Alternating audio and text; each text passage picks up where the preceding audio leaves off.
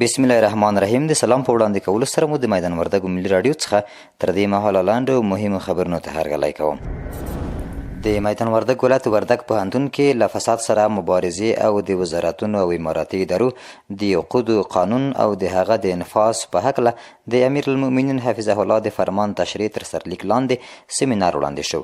دغه سیمینار د یاد پوهنتون د مسلکي پراختیا امریت له لوري د شرایطو پوهنځي په همکارۍ د پوهنتون استادانو او اداري کارکوونکو لپاره برابر شوی و. د زندانیانو لپاره د تفریح ذهني او بدني روغتیا په مخه د زندانیانو چارو د سمون ادارې د میدان وردګ ولایت بدني روزنې او ورزش امریت سره په ګډه همغږۍ د یاد ولایت مرکزی زندان د زندانیانو او مبارز ورزشي کلب د لوبغاړو ترمنځ د والیبال سیالۍ په لاره اچولې وه چې زندانیان ورته زیات خوښ او په راتلونکي کې هم د ورته سیالۍ غوښتنه کوي.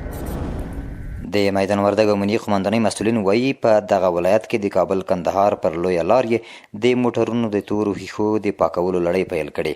د دې لړۍ موخه چې په یاد ولایت کې د امنیت لا ښه ټینګښت بلل شوی د مسؤلینو له لوري د یو منظم پلان پر بنسټ چې د ګډو ارګانونو لخوا په همغږۍ مرکز کې ترتیب شوی پر مخ وړل کیږي.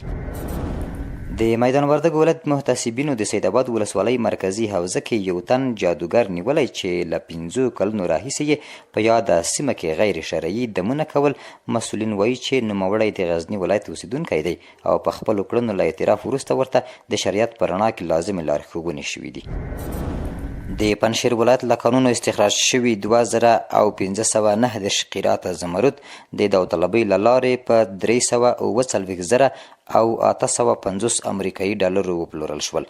د پنجشیر والي حافظ محمد آغا حکیم وایي د دې ولایت د زمردو له لارې افغانستان له نړیوال بازار سره وصل شوی او د کورنیو او بهرنیو پانګوالو په جذب کې مهم رول لوبولی شي. د غزې د روغتیا وزارت وایي چې په تیرو 24 ساعتونو کې د 2 ماشومانو په ګډون 15 فلسطینیانو د لوږې او خوارځواکۍ له امله ژوند بایللی.